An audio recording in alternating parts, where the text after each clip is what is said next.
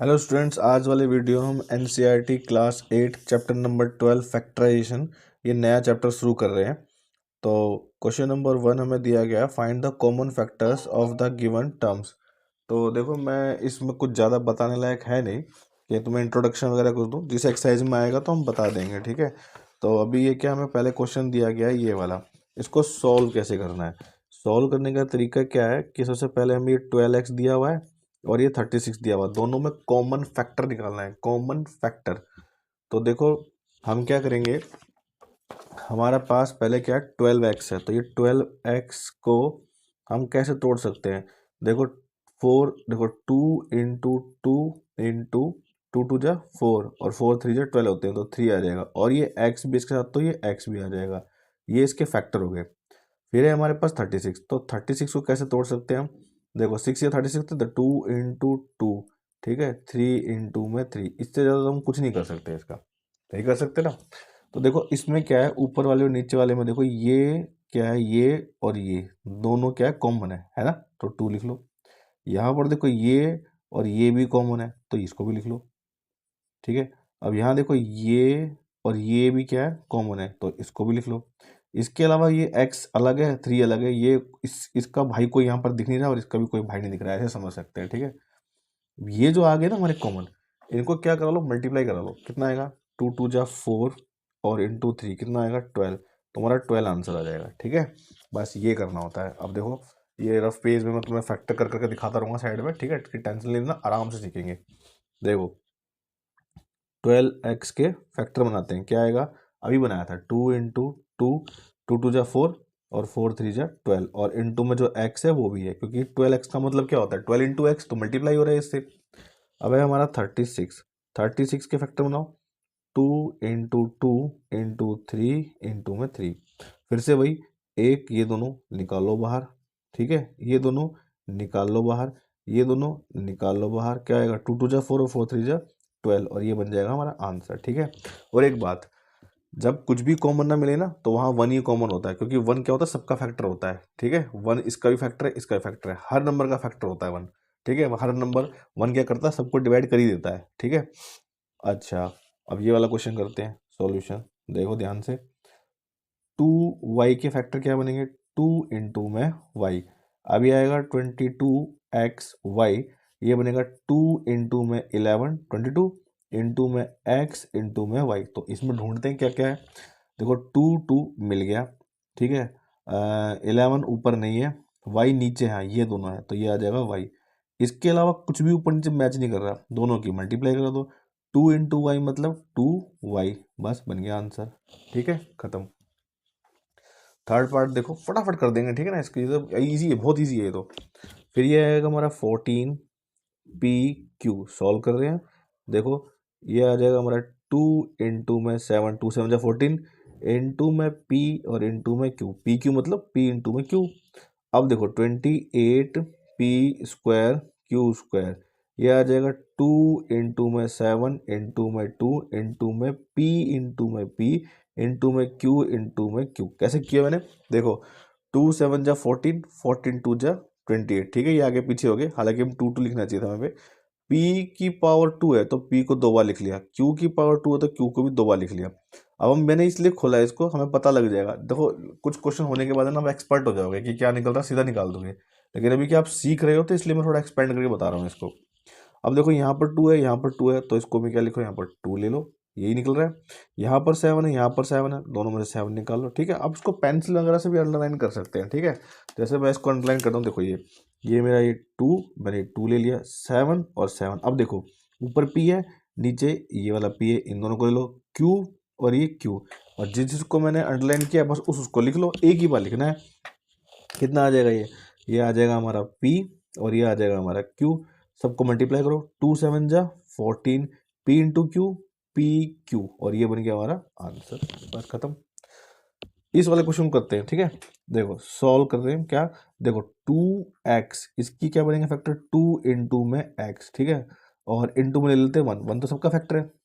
3 into में x², तो ये आ जाएगा 3 इंटू में x इंटू में 1 आ जाएगा। अब 2 को लेते हैं, 4 4 सॉरी कितना आएगा, 2 इंटू में 2 आ जाएगा। अब जरा ध्यान से देखो, इस वाले क्वेश्चन में 2 यहाँ है लेकिन यहाँ नहीं है, यहाँ है, 2 में तो कॉमन कैसे लें हम, ठीक है। एक्स एक्स यहाँ नहीं है, 1 1, देखो 1 तो सबका होता है, ठीक है।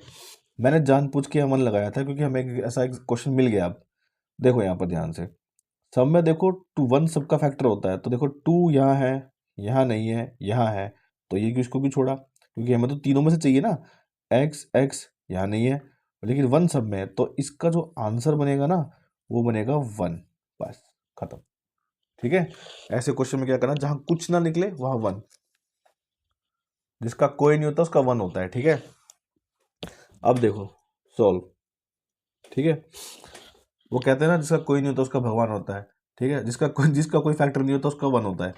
देखो अभी 6 A B C, इसके फैक्टर करो, 2 इंटू में 3, 2 3 6, इंटू में A इंटू में B इंटू में C। अब ये कितना आएगा, 24AB², ये आएगा 2 इंटू, अब देखो ये क्या 6 4 24 बन रहे हैं ना। अब मैं इसको किस में तोड़ूंगा, देखो 2 इंटू 2, 2 2 जा 4, ठीक है। देखो अगर ऐसे फैक्टर नहीं करने आ रहे, मुझे प्रैक्टिस है आपको नहीं है, तो ऐसे भी कर सकते हैं। देखो 24 है ना, इसके ऐसे फैक्टर करो, देखो 2 से करेंगे कितना आएगा 12, फिर 2 से जा रहा है 6, फिर 2 से जा रहा है 3, और फिर क्या जा रहा है 3 बन जा 3। देखो 2 2 2 कितनी बार, 3 बार और 1 बार 3, ऐसे भी कर सकते हो। तो ये आ जाएगा आपका 2 इंटू में 3, अब ये आ जाएगा A इंटू में B इंटू में B। अब देखो फिर से वही काम करते हैं, अपना कॉमन निकालते हैं, ये 2 ये 2, ये 3, नीचे 3 है, एक A है तो यहाँ भी A है, एक B है तो यहाँ भी B है, लेकिन C नहीं है, देखा। तो बस ऐसे कर देते हैं सॉल्व इसको। दोनों में से क्या है, यहाँ पर 2 आया, इनटू में क्या आया 3 आया, तो इनटू में 3, और A आया और इनटू में B आया, ठीक है। कुछ नहीं करना, सबको मल्टीप्लाई कर दो, 6AB हमारा क्या बन जाएगा आंसर, बस खत्म, ठीक है। बहुत सिंपल है, बहुत सिंपल। चलो इसको करते हैं, ठीक है, सॉल्व। अब देखो ये क्या है, 16x³, इसको कैसे तोड़ेंगे, 2 इंटू 2 इंटू 2 इंटू 2, मैंने कैसे बनाया इसको, 4 4 16 होते हैं, 4 को 2 बार तोड़ा 2 2 में, फिर इसको भी तोड़ा 2 2 में, 4 को, इंटू में x इंटू में x इंटू में x, ये क्या है -4x², इसको क्या बनाऊंगा मैं, 2 इंटू में 2 इंटू में x इंटू में x, ठीक है। इस माइनस को भी छोड़ दो, ठीक है। ये तो -1 से मल्टीप्लाई होकर भी ऐसा बन सकता है, और क्योंकि अभी इसको अगर मैं ऐसा -2x² ले लूँगा तब भी कोई फर्क नहीं पड़ रहा। देखो अगर मैं इसको ऐसा कर लेता हूँ ना, ये देखो ये -4x² है ऐसा, ठीक है। तो मान लो कि -4 था, तो इंटू में x ये भी हो सकता है, -2 इंटू में 2 इंटू में x भी हो सकता है, ये कुछ भी हो सकता था, ठीक है। इसलिए मैंने इसको माइनस को बाहर ही रखा है। अब ये आएगा हमारा,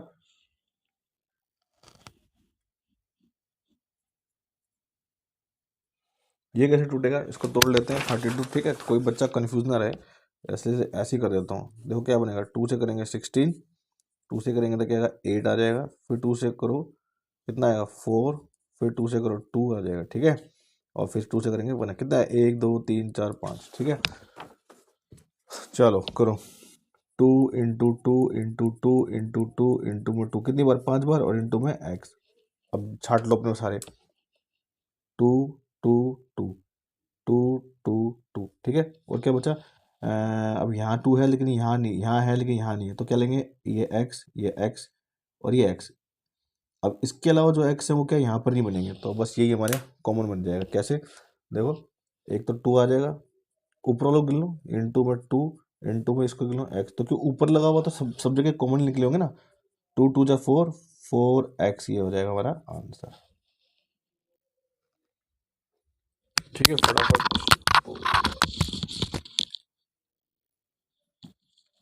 इसको कर लेते हैं, ठीक है, सॉल्यूशन। ये है 10PQ 20QR, क्योंकि अब तुम कई क्वेश्चन कर चुके हैं, तो फटाफट कर सकते हैं। 30RP, ये कितना आएगा हमारा, ये आएगा 10 इंटू में P इंटू में Q, ये कितना आएगा हमारा 10 इंटू में 2 इंटू में Q इंटू में R, ये आएगा आपका 10 इंटू में 3 इंटू में R इंटू में P। मैंने 10 क्यों लिया, क्योंकि मुझे दिख गया था 10 20 30 सब में क्या है 10 से मल्टीप्लाई हो रहे हैं, तो एक तो ये आ गया हमारा कॉमन। आप छोटे फैक्टर लेके करोगे जब भी हो जाएगा, ठीक है, कोई दिक्कत नहीं, मैं करके दिखा दूंगा आपको। ये P है और P क्या है और इसमें नहीं है, Q है, Q इसमें है, इसमें नहीं है, तो कुछ भी नहीं आया हमारा कॉमन, ठीक है, सिवाय किसके, सिर्फ 10 के। तो 10 हमारा क्या हो जाएगा, आंसर हो जाएगा, ठीक है। तो देखो ये वाला क्वेश्चन अगर किसी को कंफ्यूज लग रहा हो कि सर ने सीधा 10 क्यों ले लिया, तो मैं बताता हूँ। एक तो 10 था, तो 10 को तो मैं तोड़ सकता हूँ 2 इंटू में 5, ठीक है। फिर था 20, 20 कैसे टूटेगा, 2 इंटू में 5, 2 2 जा 4, 4 5 20। 30 कैसे टूटेगा हमारा, 2 इंटू में 3, 2 3 जा 6 और इंटू में 5। तो देखो तब भी क्या करोगे, देखो 2 सब में से आ रहा है, 2 ले लिया, सब में 5 भी आ रहा है, 5 ले लिया, सीधा क्या निकलेगा, 10 निकलेगा, ठीक है। तब भी ऐसे निकल सकता है, कैसे भी कर सकते हो आप, छोटे फैक्टर लोगे जब भी बन जाएगा। देखो अब इसको देखते हैं सॉल्यूशन। 3x² और y³ तो ये आ जाएगा 3 इंटू में x इंटू में y ये आएगा 10x³ और y² तो क्या आ जाएगा ये, इसको लेंगे हम 2 5 10 ही तोड़ लेते हैं, ठीक है। फिर आ जाएगा x इंटू में y फिर आएगा हमारा 6x² y² और z। तो क्या आ जाएगा हमारा 2 इंटू में 3, फिर आएगा x इंटू में z। तो देखो इसमें क्या क्या निकल सकता है हमारे पास। सबसे पहले तो देखो 3 है, यहाँ है, यहाँ नहीं है, छोड़ दो। x है, यहाँ है, बिल्कुल है, x यहाँ भी है और यहाँ भी है और यहाँ भी है। एक और x है, यहाँ भी है, यहाँ भी है, तो एक x यहाँ, एक x यहाँ और एक x यहाँ। अब देखो y है, y यहाँ भी है, y यहाँ भी है और y यहाँ भी है।